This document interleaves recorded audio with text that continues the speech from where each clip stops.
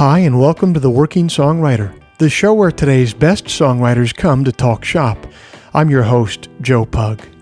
Each episode here, we host a distinguished guest, and we ask them to go deep on their inspiration, on their process, on the general ups and downs of making a life in music. So, whether you're a grizzled veteran, trying to figure out where to warehouse 20,000 jewel-cased CDs that you bought but never sold in 2005, or else a scrappy upstart, upgrading to SoundCloud Pro to get more upload space for your 3-hour noise album, this is your show. Because ultimately, it is what every writer seeks most, an ironclad excuse to put off actually writing.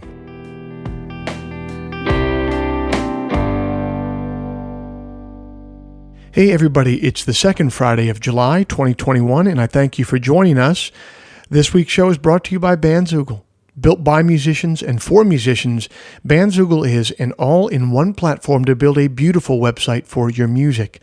I'm old enough to remember when you had to pay somebody called a web developer to get a website made, and it would always be some guy named Heinrich who drove a Suzuki Samurai with a Guar bumper sticker, and who was always trying to sell you assorted amphetamines from a bubble tape canister. And old Heinrich would charge you about $1,000 for a website that would be obsolete in 6 months. But it's the future now. You guys, that's not how it works anymore. We're allowed to have nice things now. One of those nice things is Bandzoogle. Bandzoogle powers the websites of tens of thousands of musicians around the world, from weekend warriors to Grammy winners. All the features you need for a professional website are already built in: hosting and a custom domain name, dozens of fully customizable design templates, tools to sell your music and merch commission-free. The Working Songwriter podcast listeners can go to bandzoogle.com to try it for free for 30 days. Use the promo code TWS, the initials of our show, to get 15% off the first year of any subscription. If you'd like to hear some of my music live in the coming weeks, every Sunday night at 9 p.m. Eastern, every single Sunday night, I'm over on YouTube for Sunday Songs. That's a live stream. I'm live, man. I'm playing tunes. I'm taking questions in the live chat. I'm taking requests in the live chat. It's a really fun, really interactive experience. I'd like to say that we're building something of a little community over there on Sunday nights, including many people who are listeners to this podcast. So come on over, be a part of it. Every Sunday night, 9 p.m. Eastern on YouTube. Head to YouTube and search for Joe Pug, or go to joepugmusic.com and click on the live stream tab. Finally, if you enjoy this podcast, if you'd like to help it remain a viable endeavor for me, here's a couple things that you could do to help. First, you could become a supporter of the show over at Patreon. Patreon is a platform that allows you to directly support creative endeavors that you find meaningful. You just head to their site, Patreon. You search for The Working Songwriter, or you search for my name, and then you sign up to kick in a few bucks every month for the show. Think of it as a voluntary subscription, a subscription that you don't have to pay for, but that you choose to pay for because you dig the show and you won't miss a few bucks at the end of the month. If just 1% of our listenership would kick in the price of a cup of coffee every month, it would make an immense difference. So thanks to everybody who's taken the time to do that. I really appreciate you. If you're not in a place where you can contribute on Patreon, there's still 2 ways that you could help out the show for free. First, you could leave us a rating in the iTunes store, or second, you could simply tell a friend about the show. The simple math on those 2 things is that they will help me much more than they will be a pain in the ass for you. Okay, I'll end all the harassment there. This was a very fun episode to tape. I've known Amy for years, ever since I opened for her and her father over a decade ago, and it's been a thrill to see her embark on her own solo career. I hope you enjoy this conversation immensely.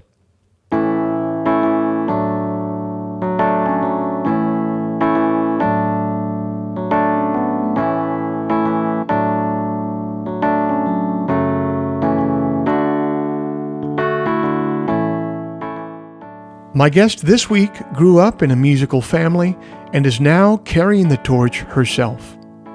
Amy Helm is the daughter of Levon Helm, the drummer of the iconic progenitors of Americana music, the band. She got her own professional start singing in nightclubs and bars in New York City as just a teenager, and while studying under jazz great Aaron Bell.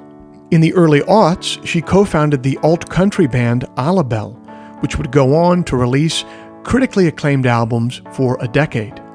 In 2008, she co-produced Levon Helm's album Dirt Farmer, which went on to win a Grammy for Best Traditional Folk Album.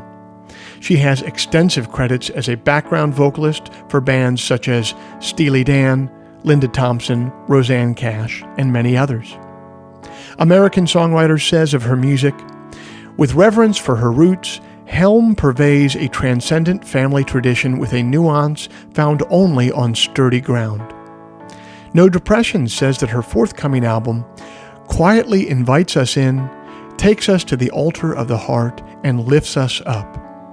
And Rolling Stone says of that same album, "The album's sense of optimism, even at its most tenuous, is unmistakable." I got a chance last month to catch up with Amy on the phone and hear about her journey so far.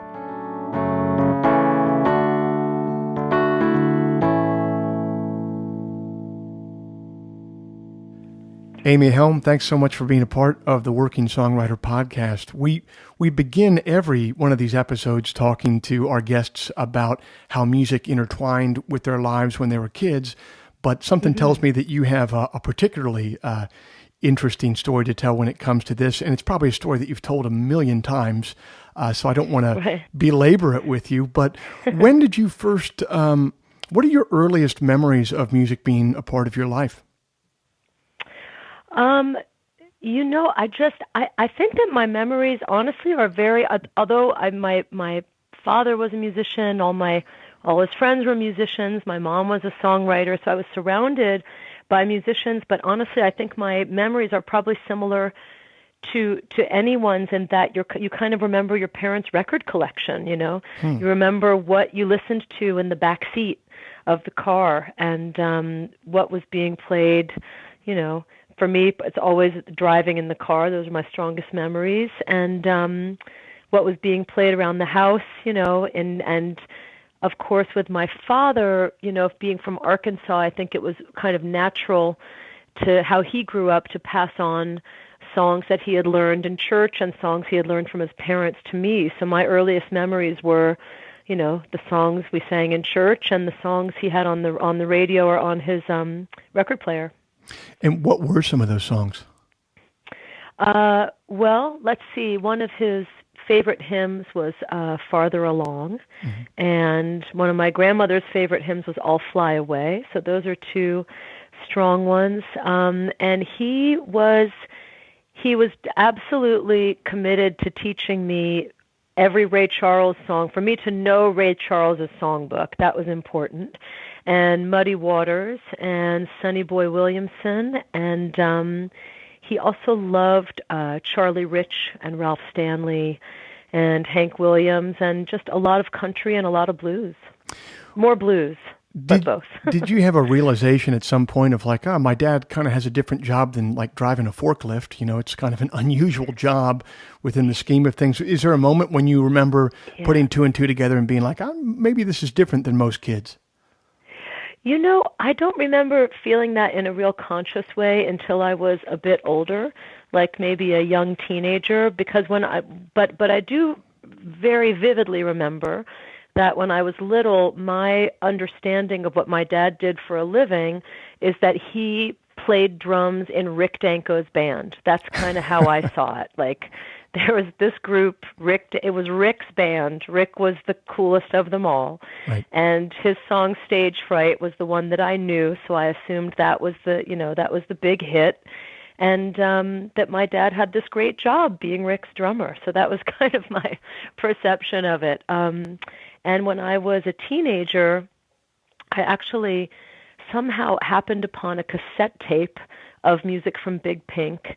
And I remember putting it in my Walkman in 9th grade in like whatever year that was, 85 or something, and taking the bus up to school and listening to music from Big Pink and having this kind of experience, again, probably similar to a lot of other musicians that stumble across that album and just, it's like my world changed. I was so particularly drawn in and compelled by Richard Manuel's vocals and just kind of falling in love with this music in a very objective way, not really thinking of it as my dad or these guys that I had known growing up. And that's kind of the first time, I think, when I discovered their music as a teenager and with some autonomy, that I started to realize the significance of what he did and how good he was.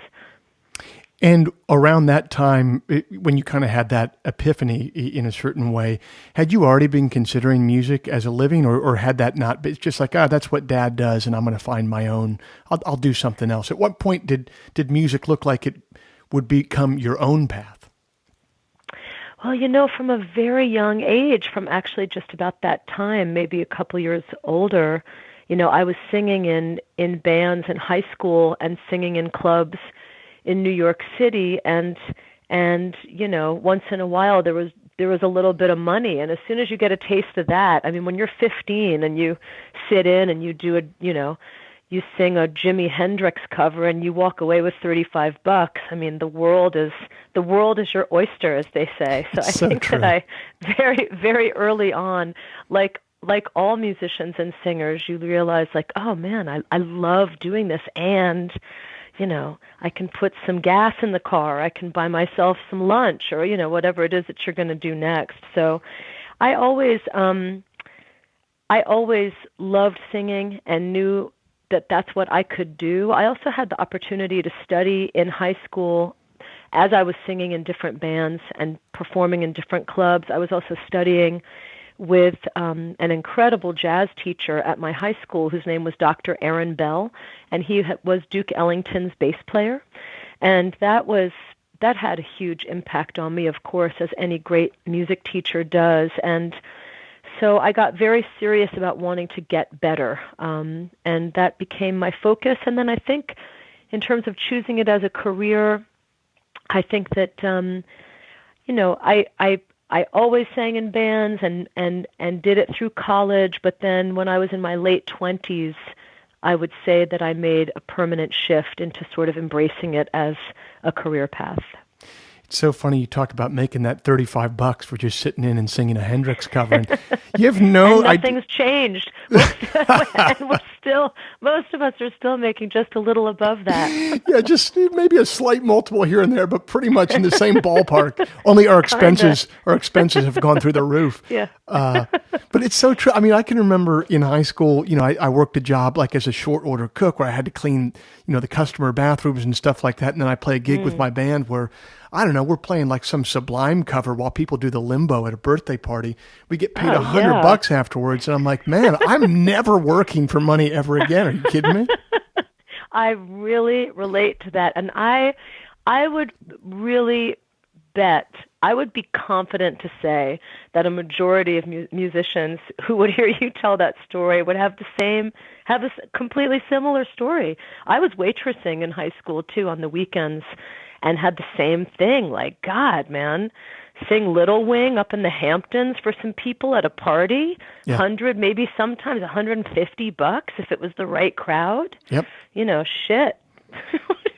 No, I know. There's nothing better. And then if you ever, I did some performing on the street where you're really singing for your supper at that point. But if you play really well, you make more money. And it really, there's this intoxicating feeling of a cause and effect of like, if I do a good job, I will get more rewards, Oh, that's wonderful. That's a great thing that you got to feel that. I don't know if I ever got to experience that in quite such a direct way. That's fantastic. Yeah. Well, you always feel like, I don't know, at that point, I did some touring with Steve Earle, and he would always joke around like, man, if it all goes to shit, man, I can always just go down in the subway in New York and play, and I can make a couple $100 a day. And he was joking, but he also wasn't wrong. Sure. Of course not. That's what the Holmes brothers did that for years until they were discovered and recorded and documented and given the place in the world of music that they deserved. I mean, they're some of the best musicians you ever hear are busking. Yes. No, they really are.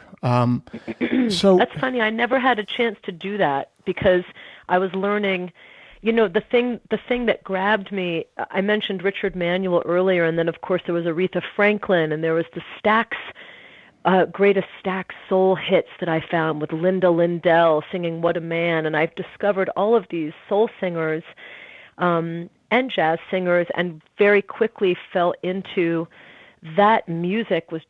It had just captured me, and so I worked hard towards that, but that did not include learning to play a guitar and sing for an hour, on a busy street on a nice Saturday afternoon. So it's an interesting thing, the different trajectories that we take depending on what your kind of first step into music is. It's funny how that goes. We all have very different trajectories to making $35.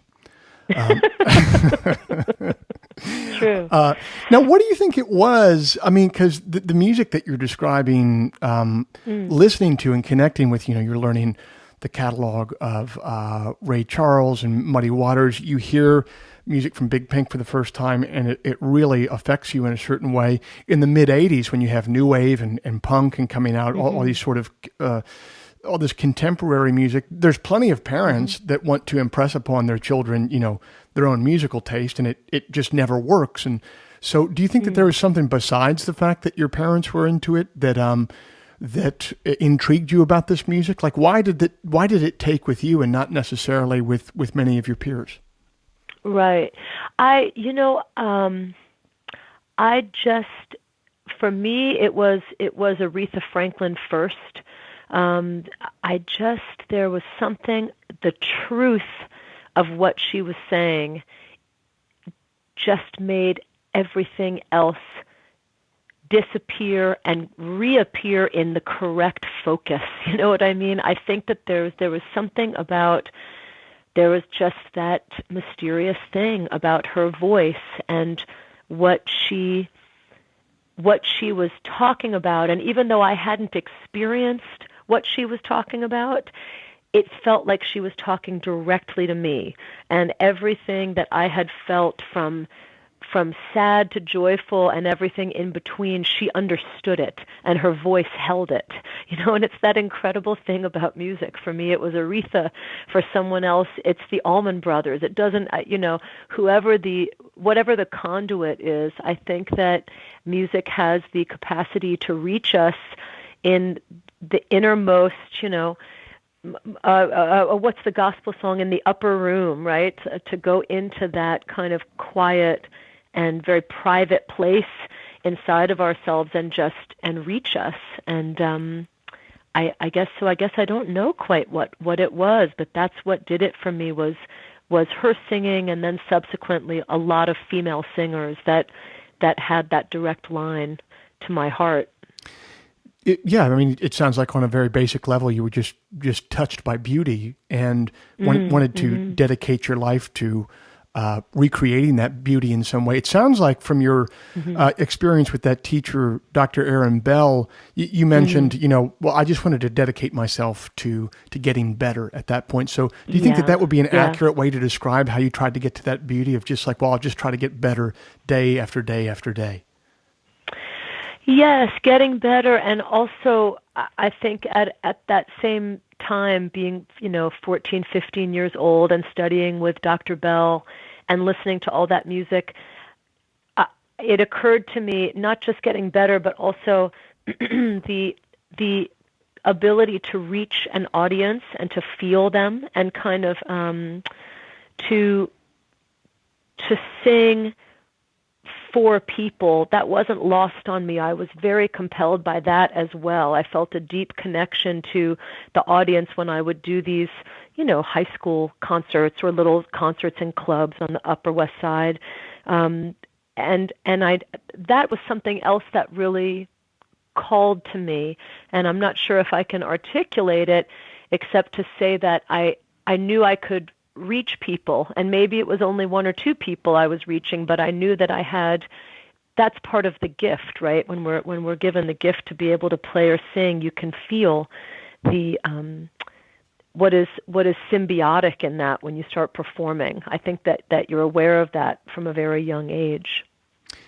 You would go on to channel a lot of that musical energy before you now perform under your own name, obviously, but you had a band for a long time out of New York City named Bell. Can you kind of talk about how that band was put together, and also just kind of talk about the general scene in New York City at the turn of the century, music-wise? What did that look like, and how did you guys put it together? Well, I had actually just come back to New York City.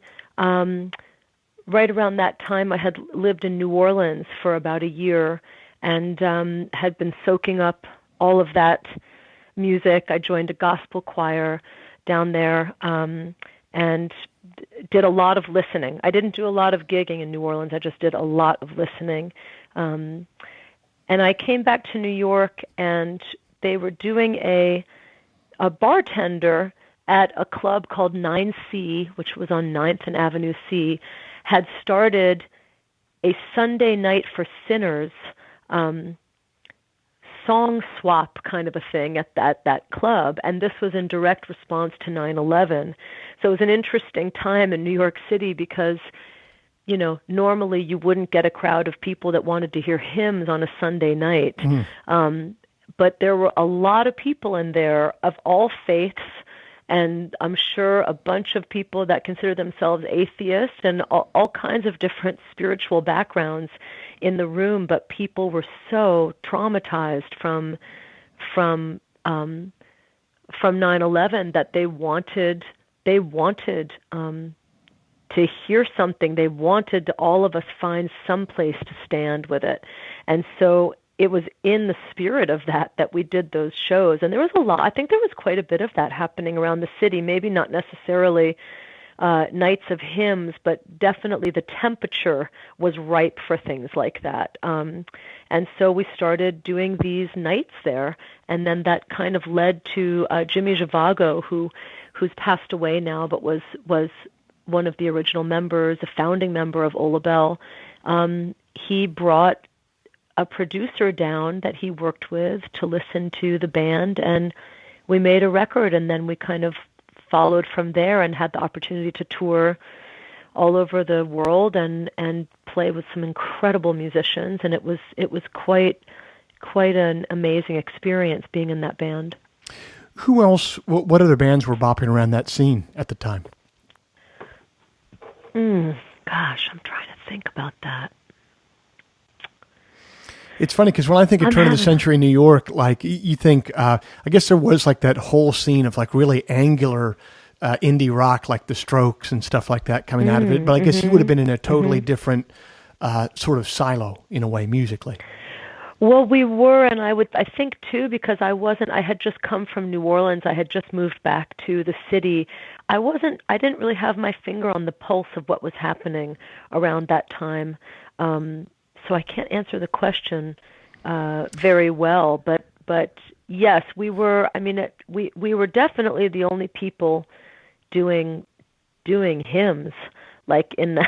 Yes, right. I remember we were definitely, there were definitely some eyebrows raised. Like, is this a Christian rock? Like, there was a little confusion about it. It was a little different, because we studied and combed through the Lomax library for material to fold into the songs we had already been doing at 9C.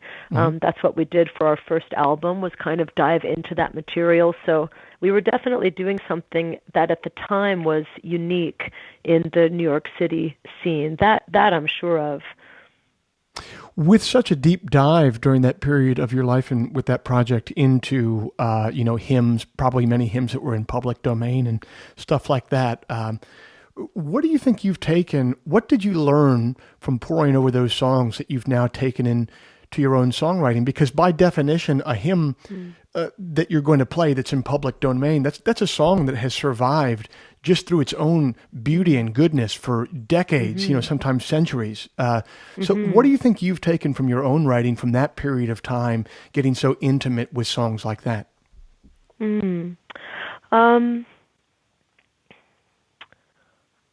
I think that for me, for the type of singer that I am, and how how I try to tell a story. I think simple stories suit me, and I think that if there's a way to simplify something, it's easier to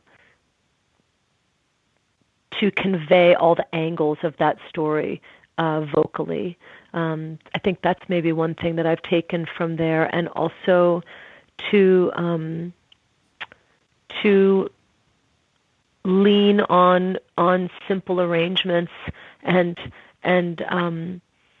simple song structure to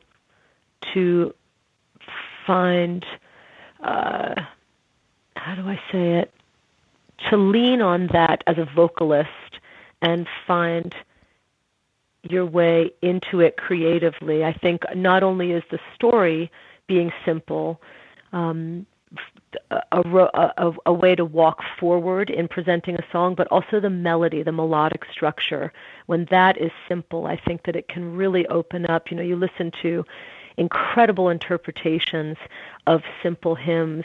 That's one of my favorite things to do, is to find a song and go listen to, you'll be amazed at who's covered it, right? And you'll listen to Dolly Parton do it, or listen to Gladys Knight do it, and hear all the different ways that a very simple melody that's accessible and easy to sing along to, take that and put it to an incredible singer and see how they shape the melody from its simplicity, So that's something that I like to always challenge myself to do.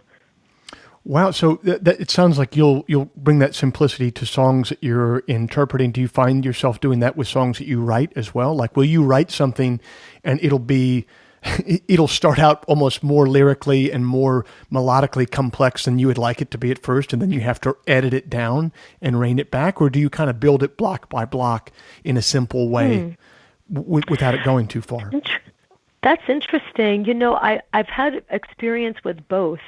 And I would say that songwriting is still something so much that's a work in progress for me. I mean, everything is for all of us, and right. Certainly singing I'm always trying to get better at. But I think I'm more, well, at least I've done a lot more singing than I have songwriting. So I sometimes I have found that I start, melodies come in very easily for me, and they're always they always feel right, and then it's about kind of voicing the chords underneath it. And I've definitely had both experiences where I maybe tried to do something tricky so that it wasn't 1-4-5, and then I kind of took the spirit out of the song by trying to make it more sophisticated than it wanted to be. Right. And I've had the other, where I wrote something that was really simple and had a friend or a co-writer shift one chord out of the 1-4-5, and it made the whole thing come to life. It's always interesting how that can happen, and that's why I really so love the collaborative process and co-writing with people, because it can bring so much life to something. It's just always interesting. When I hear you talk like that, what comes to mind for me right now, for some reason, is like a culinary analogy almost. When I eat something at a restaurant, or when a friend of mine who's a good cook cooks something, and I ask them, I'm like, man, this was fantastic. What was in this? It without fail, it's always 6 damn ingredients. It's not 25 ingredients. Right. It's 6 excellent ingredients, salted perfectly. Right. And I think what you're talking about there is, would you say that it's a fair description? It's almost like you have an aversion to novelty in some way. Like, you're not looking to impress an audience with some novelty that they haven't seen before. You're looking to entrance them. You're looking to entrance them with something beautiful that they already knew was beautiful, and you're kind of reminding them of it. Absolutely. So beautifully said. I mean, that's the goal, isn't it? I mean, for me it is, because I'm not a sophisticated musician. I appreciate sophisticated musicians, and maybe next lifetime around I could try to come back as one. I think it would be fun. I just watched Chris Thiele came and did a gig with us at the Midnight Ramble in Woodstock, and that was extraordinary. I've never seen him play, and there's people have such incredible range to their thing, but I think that I'm trying to work with what I've got, which is strong melodies and simple simple understanding of theory, and then trying to get better at telling the story.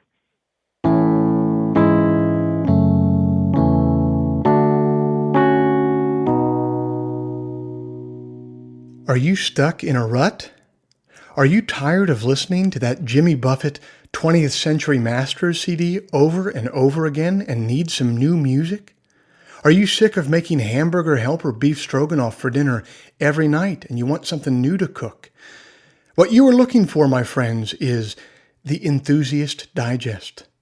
That's my monthly newsletter, which arrives in your inbox the first Sunday morning of every month, bursting with musical recommendations, poetry selections, recipes and cooking techniques for my favorite dishes, and items of general interest culled from the vast cesspool that is the internet. The Enthusiast Digest is free to subscribe to. If you dig the poetry that you hear on this show and the artists that you're hearing from, you'll dig the newsletter because I approach it with the exact same sensibility of curation. Go to joepugmusic.com/newsletter today to sign up for free. That is joepugmusic.com/newsletter. It takes approximately 15 seconds to sign up for a free newsletter that will enrich the first Sunday of your month with a veritable cornucopia of new and delightful recommendations. That's the Enthusiast Digest, the first Sunday of every month.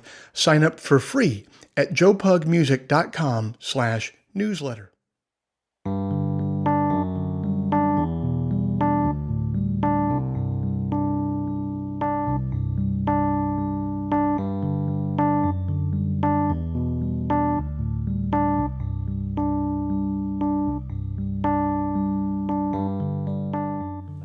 Reminding an audience of a beauty that they already knew is often the job of the songwriter.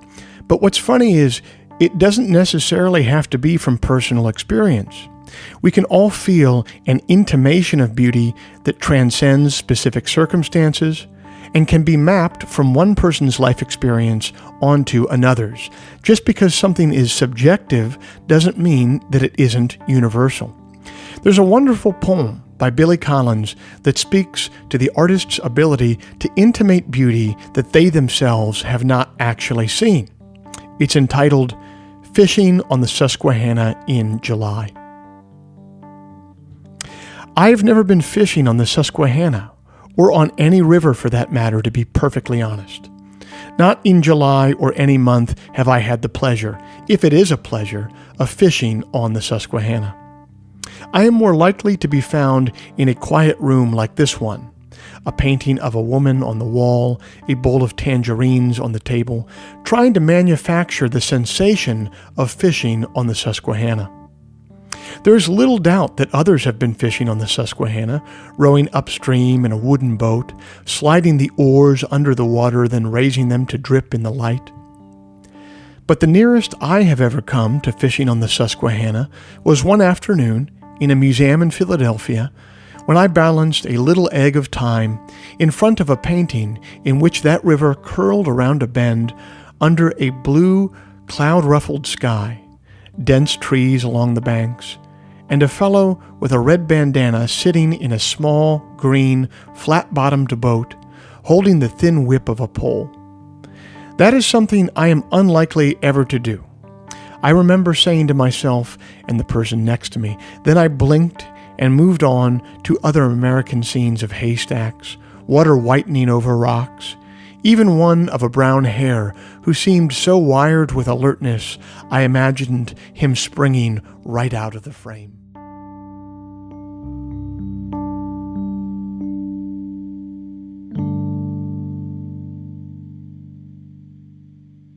So along that same time that you were doing A La Belle, so let's say around the turn of the century, it reminds me of, I want to say I've never heard anyone say the turn of the century, which I love. I'm like, you keep saying it, and I'm like, oh my God, the turn of the century. That's what it was. You're right. I know. And we're past it enough years now that it really feels like that. Crazy. For many years, it was just Y2K. But probably any listener to this show under 30 will have no idea what the fuck we're talking about, so we can't call it that. So around that Amazing. time, you posted something recently to, I don't know, some form of social media that I knew when I saw you post it that I wanted to talk to you about for our listeners. You posted a picture of your dad around that period of time at the turn of the century, when, you said he had kind of hit rock bottom in a personal way, health-wise, musically, and that you then watched him build it back up over the course of years. And I remember talking to you personally some years ago when you described to me, you said, Joe, my dad and I were touring in a damn minivan, 15 years ago to certain gigs that he was doing. Can you kind of describe that period of your father's life and the role that you played in it and what you witnessed at that time and what you learned from it? Well, I mean, yes, what I witnessed was someone who had to completely reinvent himself. And I saw someone who had gone from, the cover of Time magazine to his house on the auction block and 30 people buying tickets to watch him play. And he was so unfazed by that. He was, and what I really witnessed was someone who had just skirted right past death, almost got taken from it, right? Almost got taken out and was given extra time. And he never took that for granted. So there was a real spiritual vibrancy and spiritual intention to what was happening, in not in any descriptive way, but in a very real way. He knew that he had just cheated death and he wanted to make it count, And so watching him, and for him, making it count was, he was a drummer. He loved the drums. He was a drummer. He was a singer too, but his voice had been taken away from him from throat cancer. And so he was going to make it count with drums. And it was just being in the presence of pure courage and also surrender to his own faith that didn't even have a name, It wasn't a religious event I was watching. It was someone who had many conversations with his creator, whatever he was going to call it, however he was going to frame it, and he was in his calling, And that was, as any of us, I've had friends share stories where they watched a friend or a parent or someone they love have a similar journey, and maybe drums wasn't the thing that they connected to, but just watching someone take their lives and reshape it into what they want it to be was an amazing thing to sit next to and be part of and participate in. He couldn't sing, so being able to take some of the songs that he wanted in the set list and try to do my best with them and be afraid of my own failing and have him teach me not to be afraid to fail was an incredible, really profound and transformative time for both of us. And also I'll add that, my dad and I, and I've shared this and been talking about this aspect of it, about drug addiction more, because it's so many people can relate to this, that, my dad had been very much in and out of my life for off and on for 15 years or longer because of his addiction to heroin. And, he was, the fact that he was very newly sober and going through all of this, it opened up a profound opportunity for us to reconnect our relationship and heal our relationship, which is an opportunity not everybody gets. So it was a very powerful time. You mentioned both with that song series in New York after 9/11, the idea that there were people who were even atheists coming to it to find some sort of spiritual succor. Now you're talking about how your father was in a way like living out a certain faith of his own. Is your own musical path, does that explicitly for you come from a place of faith in a higher power? Absolutely. Yep. Definitely.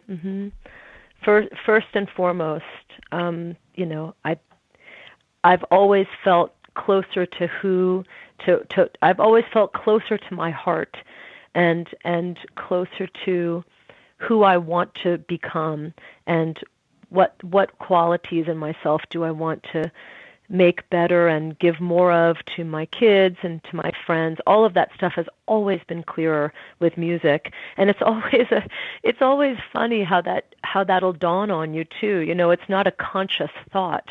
It's like you go do a gig, or go do a handful of gigs, and even if they're not so great at the time, I always come back from them. And I think a lot of players and musicians feel this way, that you land back home and all of a sudden things are just clearer. You're kind of washed clean in a way of whatever was bothering you or worrying you. And I've always had that. And for me, it feels like faith. It's funny. I think so many musicians and artists have that feeling, because we were talking earlier about, you know, the ability to go just make money by you know, doing this thing that we love to do. And I think when you talk to people who have played music for years, almost to a man or to a woman, all of them, even if they're kind of having a hard time, they will always intersperse that by saying, "Listen, we got the best job in the world." It's almost like it's like you don't want to jinx yourself, because it's like, look, I've been given a real gift here, so thank you, God, for that. Right. That being said, there could have been more than 30 people at the gig, but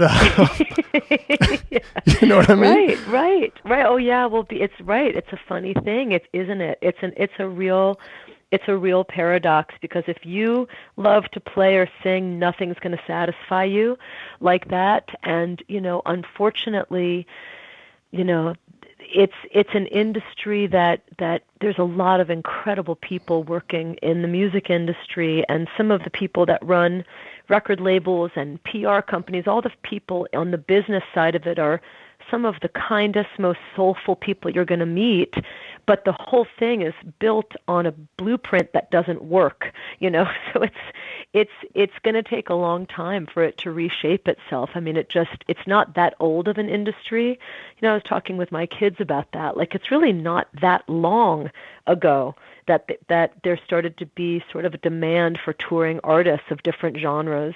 Sure. And it's not that old of an industry, and it was unfortunately built by a lot of hustlers. I mean, good people and hustlers side by side. So, sure. You know, it's always been pitched in the wrong direction, I think, financially, making it difficult for people to make a living playing. It's definitely a struggle that we have to contend with, you know. Even younger than the industry of, you know, touring and people paying for concert tickets is the industry of music even being able to be recorded and manufactured and sold. You know, I mean, like, well, and now that's over, right? Right. That didn't even last 100 years. Right. I mean, that's right. That's gone now, and it's you know, it's too big. It's too big a mountain. It will never, you know, the music industry would have had to have a different structure to it, with unions in place and a lot more protection in place for streaming to have come along and taken over. It would have had to have a much bigger infrastructure, and it didn't. So it's really sad. I think that a lot of people too I think younger artists don't even understand that there was a fight that could have been fought, and I think that I think music fans don't entirely understand it, you know. And when I hear young bands telling me that, you know, they're hoping they're going to get a call back from so-and-so about a possible opportunity, but they're going to look at their Spotify numbers, I just think to myself, oh, my God. Yeah. I have to take a breath and not go into my own mini version of my father, who would have had been a cartoon of like someone with steam coming out of their ears. You know, I mean, it's such a shame, but some, you know, live music will always be the thing that draws people. So as long as that's in place, things can shift. Who knows? Maybe 50 years from now, it'll be much better. Yeah, it's funny because music music generates so much money because people cannot live without it. They absolutely cannot live without music. I genuinely believe that life would cease to have meaning in a way without music because of all that music represents. So by definition, that's going to create a lot of value. The process by which that value is then collected and then distributed to the people who make it or the people who marketed it, like it simply has never really been figured out. I don't think in a way that will allow. It just seems very, very feast or famine. Well, exactly, and the laws that shape the music industry are created by people who have enough money to hire the best lawyer to make the law. Because every new opening in the music industry is a new kind of Wild West with no structure in place. So streaming came along, and it's whatever. We could stay on I could be on here with you till 4 p.m. doing this, and I won't do it. I still have faith, and ultimately it's about creating your own opportunity. And that is one thing I will say to any young musician: go play as many live shows as you can, and don't sign record deals that give people your live show money. It's enough. It's enough as is to. If you get a booking agent and a manager, you're going to be giving 20 to 25% of it away, or 20 to 30% away. Right. So go play, get good at playing live shows, and go play music, and look out for yourself and find your tribe, and hone your craft. It seems like with this latest record, What the Flood Leaves Behind, this does seem to be something of a full circle record for you, because you would go back and make it at the barn, your family's place, the studio, the place where the Midnight Rambles happened. How did it happen that you came back for this particular record to make it?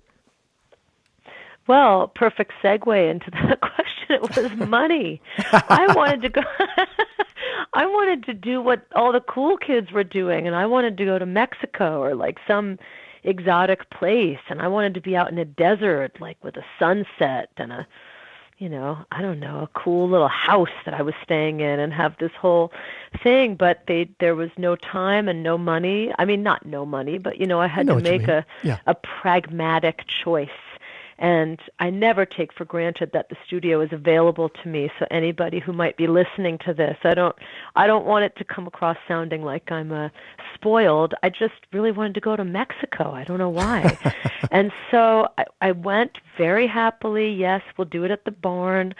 And I was really humbled by that experience, because I've played this room, my father's home and recording studio and home of the Midnight Ramble. I've played there thousands of times, and I've recorded there, but I hadn't made a record there in 8 years or so, and I was so humbled to remember the muse that lives in that room. That room it's just one of those special places. It has such a specific frequency and resonance to it, and I've described it this way a few times when talking about this album, and it really is the clearest way to talk about it is to say that the room was like a tuning fork for that album. It really did hold the whole thing and kind of circle up the songs in a way that all of us were feeling. I mean, me, of course, because my history is there, and I learned how to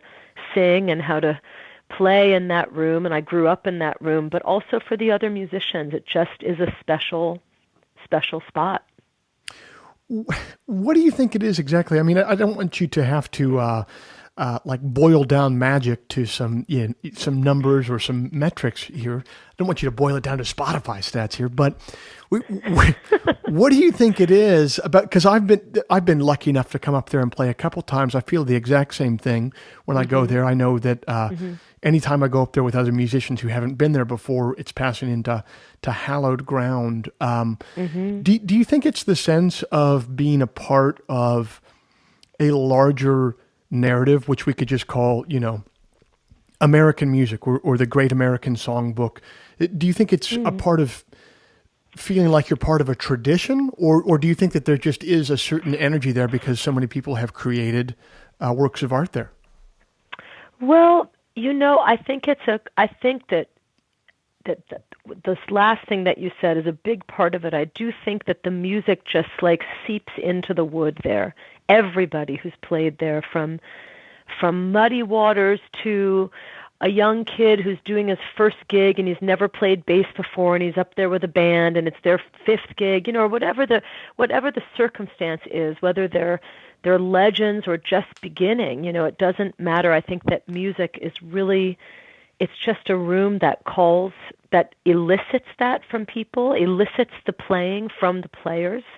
And I think also a big part of that room is everything that we've sort of touched on in these conversations about my father, which is that, he was a drummer, and it's a place that was built by a drummer for musicians, really. Yes. He wanted musicians to be able to go there and make a payday, and not only make a good payday, but play in a room that made their craft sound excellent. That's why he and Garth Hudson designed the room so that it was acoustically beautiful and there was no metal in there, and it's really meant to shine the greatest light possible on the player and on the song. And so I think people feel that when they come. I think the audience feels it, and I think musicians feel it.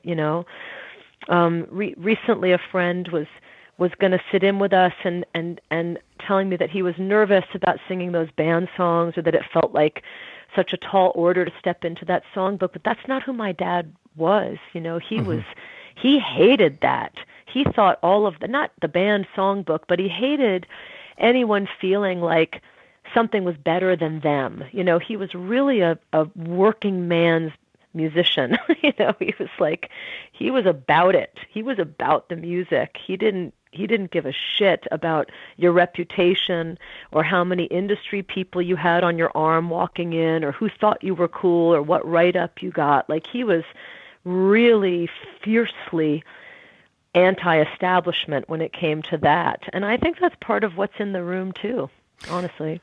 I think when you talk about the way that they design the room with so much love and so much detail, what that reminds me of is when I'm working on an album process, or when I'm putting together a tour and I'm really sweating the details, because I think all artists at the end of the day really do sweat the details. And it's not, you're sweating the details not because an audience member is going to listen to an album and be like, wow, man, the high pass filter on that bass makes everything sound perfect, or come into for a midnight ramble and think like, oh man, there's no bass traps in this room, so everything sounds acoustically perfect. All they're going to do, they're either going to come to a show and be like, that was amazing, or they're going to come to the show and they're going to be like, it was fine.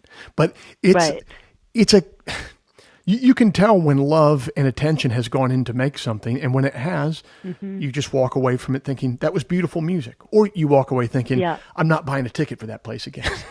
Right. And isn't it funny? It's the analogy you gave of the, it's funny how much the sound can create that. I'm telling you, if you take a singer or songwriter and have him play one song through a shit PA with a really bad microphone in a really oddly designed acoustic room, and you have them do the same two songs the next day through great gear, I mean, there's no comparison. You're going to have, and especially people that might not know the technique of it, people that aren't players that just love music will hear one as mediocre and one as incredible, and it could be the same player and the same songs. Yes. Yeah, I think I've told this story on the podcast before, but it bears repeating that a couple of years ago, the Washington Post had Joshua Bell, who was one of the world's great violin soloists, playing a Stradivarius violin, that was probably worth $100,000. But they put him outside of one of the metro stations in D.C. and had him play. And no one noticed him at all. Actually, it's not true. Wow. No one noticed him except for one guy who was just like, this is fucking amazing. And he felt like he was going crazy, but everyone else, what you're talking about there is like the medium isn't right for the art. And when the medium isn't right, 99% of people are not going to be able to see the content that's behind a bad medium. Yes. Yep. Absolutely. Absolutely, 1,000%. And boy, did some of these Zoom concerts put the proof in the pudding this past year. Awful. Absolutely. Horrible.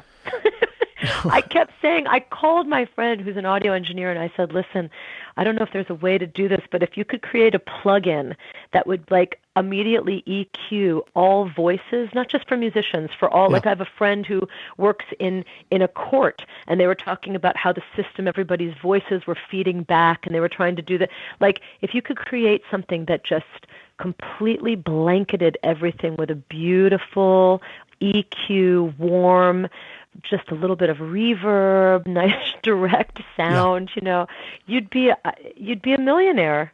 It was incredible how the sound made everything just worse. It just I thought. It's so funny because this is how particular the medium is, though. So I did some of those Zoom things at first when the pandemic first started. Tried to make them sound as good as possible, but you know how it went, as you just described. Yeah. But then I switched over to doing. I was like, all right, if we do YouTube and the sound is only going one way, then we can really focus on a really great picture and really great sound, and that ended up making all the difference. Now, in theory, those are really, you would almost want to lump those two mediums in together with one another, but they're not. They're totally not. And it just goes to show you can be 1% or 2% wrong with the medium and it's just completely wrong. You know what I mean? Yeah, right. Yeah. Well, so are you touring on this album coming up now? Is COVID over in that sense and you're going to be able to hit the road behind, or what's going on with you next? You know, I'm hitting the road this week. Actually, I leave tomorrow. Hell yeah. And I have about just a handful of shows. 3 of them are indoors. I'm just taking just small stuff that's regional and local and mostly outdoors for now. Yep. And then see how it shakes out. It's a difficult time to jump back into the touring thing because everything is like a bottleneck with everybody that was supposed to tour last summer, et cetera. So it's been, I'm waiting to do touring that makes sense and is worth the travel and the money and all of that, and waiting for things to come a little bit more together and for the industry to get its sea legs a little bit before chasing down gigs. But I'm really hoping, I'm excited to tour this record, and I miss playing for people. So I'm looking forward to the 10 or 12 shows I have this summer, and hopefully in the fall I'll be able to get a little farther from home. Well, amen to that. Thanks so much for being a part of the Working Songwriter, and congrats on the new album. Thanks so much, Joe. Great to talk to you.